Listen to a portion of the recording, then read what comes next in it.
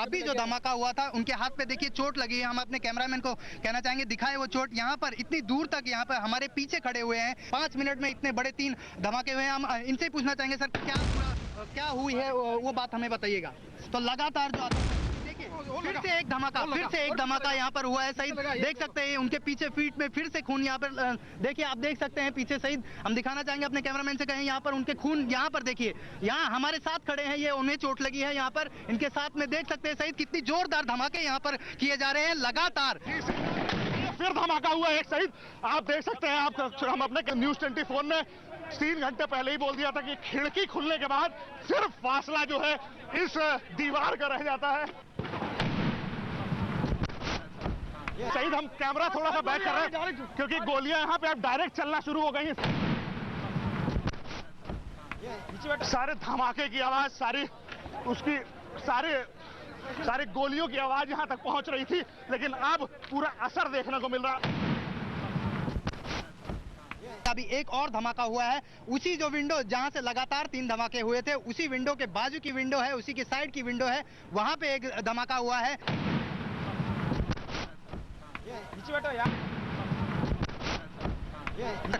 अभी एक और शहीद एक और धमाका अभी आप देख सकते हो। हम अपने कैमरामैन विनोद सिंह से कहेंगे जहां पर जिस खिड़की पे अभी ब्लास्ट हुआ है वहां पर क्लोज जाके बताएं किस तरह से देखिए धुआं का बादल उठ रहा है लगातार।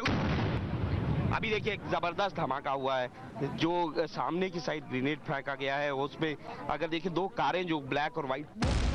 देखिए अभी फिर से एक धमाका हुआ है शहीद। देखिए पहले मंजिल की जो खिड़की है वहां से ये धमाका हुआ है। वहां पर देखिए धुआं के बादल निकले हुए हैं। और इस वक्त एक बड़ी खबर आ रही है कि होटल ताज में एक और धमाका। ये हम आपको तस्वीरें दिखा रहे हैं होटल ताज की। इस वक्त की बड़ी खबर, ताज होटल में एक और धमाका। तो लगातार आतंकवादी अपने नापाक इरादों को अंजाम देने में लगे हुए हैं। ये सीधी तस्वीरें हम आपको दिखा रहे हैं। एक बार फिर से ताज होटल में धमाके की खबर और ये आप सुन सकते हैं धमाके की आवाज। जी अखिलेश, हेलो। जी हाँ सत्येंद्र बताएं। सत्येंद्र बोलिए। जी अखिलेश आप देख सकते हैं अभी यहाँ पे तकरीबन 4 से 5 फायर, आप फायरों की आवाज सुन रहे होंगे अखिलेश इस टाइम। और अभी एक धमाका भी यहाँ पे अखिलेश हुआ है। आप ये देख सकते हैं जो यहाँ का माहौल है अखिलेश। आप देखिए यहाँ पे जो कुछ भी आप आवाजें सुन सकते हैं साफ तौर पे। फिर अंदर से गोलीबारी शुरू हो गई है। और मैं अपने कैमरामैन से कहूंगा जी आप ये होटल ताज दिखाइए। ये देखिए अखिलेश लगातार फायरिंग हो रही है अखिलेश, आप देख सकते हैं इस वक्त। सत्येंद्र आप अपने जान की परवाह करिए और सुरक्षित रहने की कोशिश करिए। पूरी तरह जमीन पर लेटे रहिए क्योंकि वहां फायरिंग रेंज में कोई भी आ सकता है। और आप कैमरामैन से भी कहिए कि जमीन पर लेट जाएं क्योंकि जिस ढंग से फायरिंग हो रही है क्रॉस फायरिंग भी हो सकती है दोनों तरफ से। इसलिए सबसे पहले जरूरी यह भी है कि अपने जान की हिफाजत करते हुए आप बताइए क्या हो रहा है सत्येंद्र। जी देखिए अजीत जी इस वक्त लगातार अंदर से फायरिंग हो रही है और आप धमाकों की भी आवाज सुन रहे होंगे। और साथ ही साथ बात करें अगर हम इस वक्त जो एनएसडी कमांडो हैं और यहाँ पे जो लोग हैं सबने अपनी अपनी पोजीशंस ले ली हैं और उम्मीदें जताई जा रही है कि जहां से ये अजीत जी मैं आपको बताऊंगा कि ये जो पुराना ताज है वहां पे ये एकदम कॉर्नर में एक बार अपने कैमरामैन जो जहां पे आग लगी थी इस गुंबद में, उस गुंबद में ये फायरिंग वहां से हो रही है सही। और इस वक्त जी आप गोलियों की आवाज सुन सकते हैं, वहां से फायरिंग हो रही है और धमाके किए जा रहे हैं। अजीत जी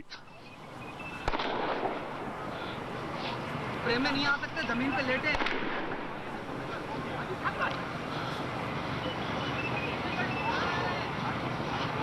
तस्वीरें वो आप तक जान की बाजी लगाकर ताज की तस्वीरें आप तक पहुंचा रहे हैं। वो इस हालत में नहीं है कि कैमरे के फ्रेम में आ सके क्योंकि चारों तरफ से फायरिंग हो रही है, धमाकों की आवाज आ रही है और जाहिर है ये काउंटर फायरिंग भी हो रही होगी। अंदर से आतंकवादी के फायरिंग का जवाब बाहर से दिया जा रहा होगा। क्या हालात है ये तस्वीर देखकर सिर्फ आप अंदाजा लगा सकते हैं। कैमरामैन भी अपने बचाव के लिए उन्होंने जमीन पर लेटकर अपने बचाव की चिंता में वो भी हैं। और हमने सत्येंद्र आप भी अपनी जान की परवाह करते हुए सिर्फ ये बताइए कि वहाँ क्या हो रहा है, किस तरह की आवाज हो रही है। लेकिन उतना ही अहम ये भी है कि आप इस गोली की जो दोनों तरफ से जो फायरिंग हो रही है उसकी जद में आने से बचते हुए आप बताएं सत्येंद्र। जी अखिलेश, अब मैं एक बार अपने कैमरामैन से कहूंगा, आप एकदम सामने ये दिखाइए किस तरीके से कमांडोज ने पोजीशन ले रखी है। आप जिप्सी के पास देख सकते होंगे, अजीत जी, अखिलेश आप जिप्सी के पास देख सकते होंगे कि ऊपर से फायरिंग हो रही है। ओल्ड ताज से इस वक्त फायरिंग हो रही है, जो पुराना ताज है, और इधर से भी पोजीशन ले ली गई है और उम्मीद जताई जा रही है अब काउंटर अटैक भी हो सकता है इस वक्त। जी अजीत जी, आप देखिए तस्वीरें सीधी देख रहे हैं आप, ये ताज के पास की तस्वीरें हैं। ताज के सामने हमारे संवाददाता सत्येंद्र उपाध्याय डटे हुए हैं, उनके साथ कैमरामैन भी हैं और वहां फायरिंग हो रही है। कमांडो ने, एनएसजी के कमांडो ने, सेना के जवान भी आसपास हैं, पुलिस के भी लोग हैं, एटीएस के भी जवान हैं, उन लोगों ने पोजीशन ले रखी है और फायरिंग हो रही है। अब ये कहना मुश्किल है कि अंदर से किस तरह से फायरिंग हो रही है और बाहर से किस तरह से जवाब दिया जा रहा है, लेकिन ये फायरिंग हो रही है, बीच बीच में धमाकों की भी आवाज़ आ रही है और कभी भी कुछ हो सकता है, ये अभी बताना मुश्किल है कि इस फायरिंग में ये धुआं। जी आप मेरी आवाज आ रही है? सत्येंद्र आप बताते रहें। जी बिल्कुल सत्येंद्र, हम आपको सुन पा रहे हैं। हमारे संवाददाता जूम करने के लिए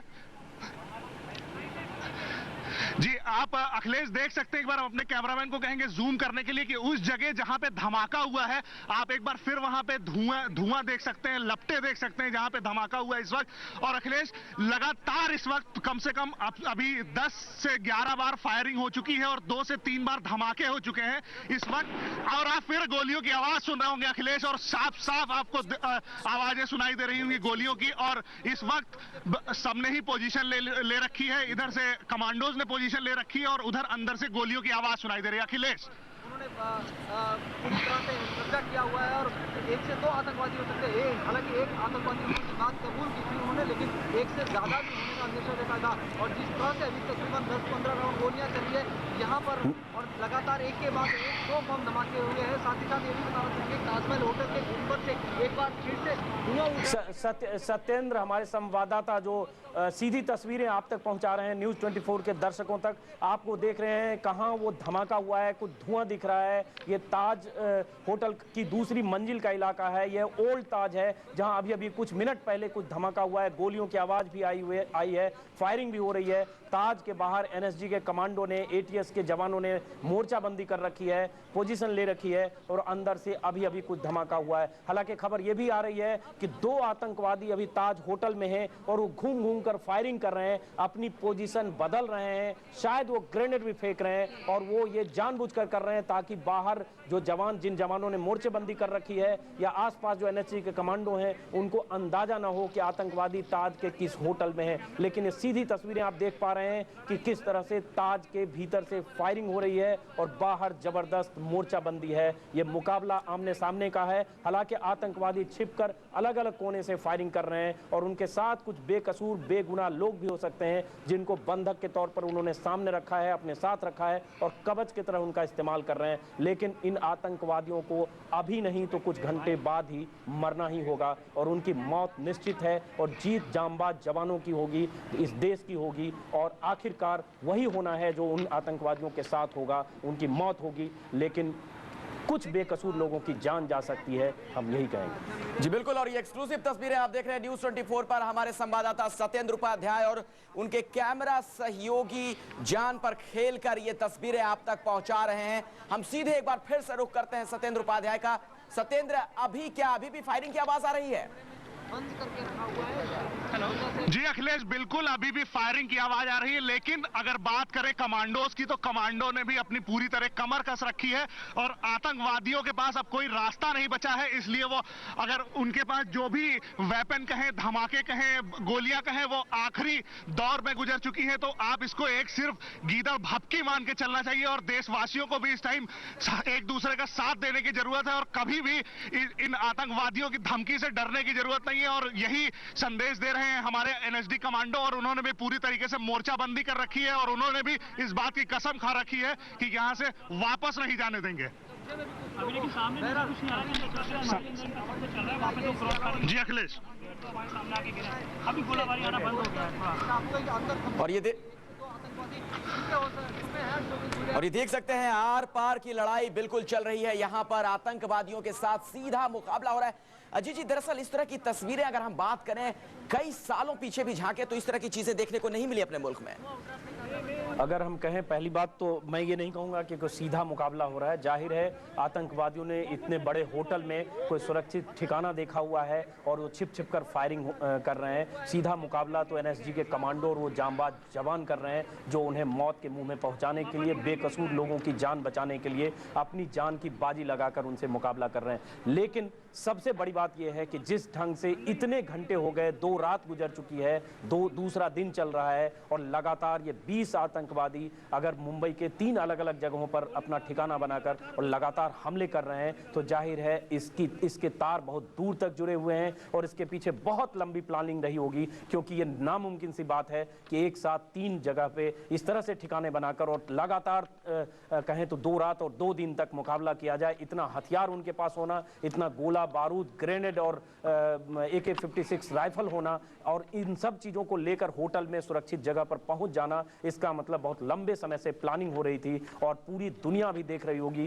किस ढंग से आतंकवादी लगातार पूरी प्लानिंग के साथ उन्होंने हमला किया है और अलग अलग जगहों पर बेकसूर लोगों को मौत की नींद सुला रहे हैं। अखिलेश जी बिल्कुल, और अभी अभी जो खबर हमें मिली, आपको एक बार फिर से हम बता दें कि 2 आतंकवादियों की मौजूदगी की खबर है। 2 आतंकवादी ऐसे हैं जो इस होटल के अलग अलग हिस्सों में घूम रहे हैं, लगातार फायरिंग कर रहे हैं। यहां तक कि मीडिया वालों की तरफ भी गोली का रुख किया गया है और लगातार ये लड़ाई चल रही है। लेकिन इस वक्त रुख करेंगे मुंबई का, जहां से सत्येंद्र उपाध्याय हमारे संवाददाता हमारे साथ है। सत्येंद्र, वो ताज जो देश की धरोहर वो है, जो वो ताज जो 60 घंटे तक उस परेशानी को, उस आतंकवादी हमले को झेलने के बाद भी आज आपके पीछे उतनी ही बुलंद खड़ी दिखती है, जिस पर आज तिरंगा लहराया गया। लेकिन अफसोस की बात यह कि शायद वहां पर पहुंचना था मुख्यमंत्री को, लेकिन लोगों में बहुत ज्यादा गुस्सा है, रोष है। क्या खबर वहां से आप देंगे हमारे दर्शकों को? देखिए अंजना, बात करें अगर यहाँ ताज की, तो एक बार मैं आपको आज फिर ताज अपने पीछे ताज दिखाना चाहूँगा। आप ताज देखिए, सब कुछ अंजना वापस फिर उसी तरीके से पटरी पे लौटने लगा है। लेकिन अंजना, अगर बात करें तो हकीकत तो यह है कि जो जंग खत्म हुई है, अगर सच पूछिए तो देशवासियों के लिए और सरकार के लिए ये जंग अभी जारी रहनी चाहिए, ये जंग शुरू रहनी चाहिए। क्योंकि अब ये जंग जो बची हुई है वो जंग है पड़ोसी मुल्क से, ये वो जंग है कि कोई ऐसी जंग छिड़े कि आगे ये चीज़ें ना हो जिस तरीके से चीज़ें हो रही हैं। अभी आप बात कर रहे थे कि पाकिस्तानी मुल्क से आपसी रिश्तों की बातें होती हैं और उसके बाद पता चलता है कि कराची से 10 लोग यहाँ पे आते हैं जो पूरे देश को हिला के रख देते हैं, फिदाइन हमला करते हैं जिसमें इस तरीके से लोग मारे जाते हैं। ऐसे में सवाल ये पैदा होता है अंजना कि कब तक सिर्फ दोस्ती की बात हमारी तरफ से होती रहेगी और पाकिस्तान की तरफ से कब कड़ा रुख अपनाया जाएगा ताकि ऐसी चीजें रोकी जा सकें। क्योंकि ये अंजना पहली दफा नहीं है, हर बार सुनने में आता है कि पाकिस्तान से आए आतंकवादी, पाकिस्तान से आए आतंकवादी। ऐसे में सवाल ये पैदा होता है कि ये चीजें थामेंगी कब? अंजना, बिल्कुल, पाकिस्तान की सरजमी का इस्तेमाल होता है आतंकवाद के खूनी खेल के लिए हिंदुस्तान के खिलाफ। अब कड़ा रुख अपनाया जा रहा है। भारत सरकार की तरफ से कहा जा रहा है कि ना सिर्फ बस, ट्रेन, द्विपक्षीय बातचीत पर कंप्लीट नो यानी रोकथाम, और इसके अलावा क्रिकेटिंग टाइज पर भी असर पड़ेगा, उसे भी रोका जाएगा। लेकिन जो लोग वहां पर मौजूद है, मुंबई की तस्वीरें इस वक्त हम दर्शकों को दिखा रहे हैं, लोगों में बहुत ज्यादा गुस्सा सत्येंद्र आज देखने को मिला है। अब क्या कह रहे हैं मुंबई वासी? देखिए अंजना, जैसा कि आज मैं आपको बताऊं कि यहाँ पे लोगों का आना जाना बंद कर दिया गया है। यहाँ पे सिर्फ मीडिया कर्मी मौजूद हैं, बाकी हम लोगों की जब बात हुई लोगों से तो कल के आर पाटिल के बयान के बाद आज जो शिवराज पाटिल ने इस्तीफा दिया उस पर भी हमने लोगों की प्रतिक्रिया जानने की कोशिश की। तो लोगों का यही कहना था कि शिवराज पाटिल बहुत देर से जागे, इन्हें पहले ही ये काम कर लेना चाहिए था।